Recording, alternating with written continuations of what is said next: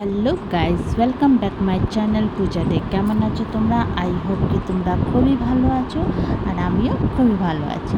তো এখানে দেখো ছোটো ছোটো মাছ, তো এই ছোটো ছোটো মাছ কেটে ধুয়ে ফ্রাই করে রেখে দিয়েছিলাম হলুদ নুন দিয়ে।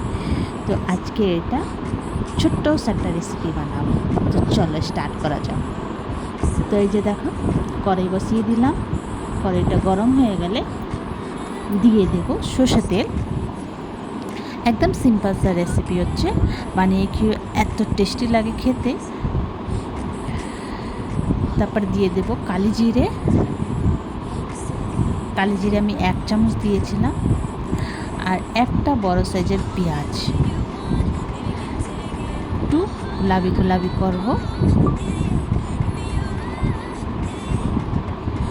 কাঁচা লঙ্কা দিয়ে দেবো,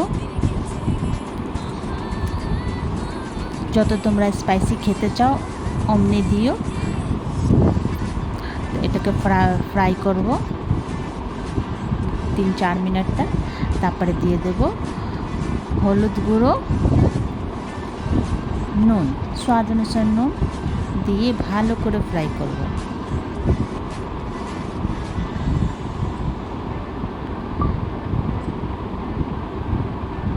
তারপরে যে জল দিয়ে দেব।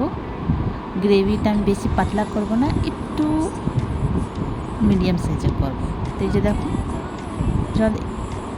ঝোলটা ফুটে গেলে দিয়ে দেব মাছ। তো এই যে ঝোলটা হালকা হালকা ফুটেছিল, আমি তা মাছটা দিয়ে দিলাম। তারপরে এবার ঢেকে আমি ফুটাবো ভালো করে। তো এই যে ফুটে গেল।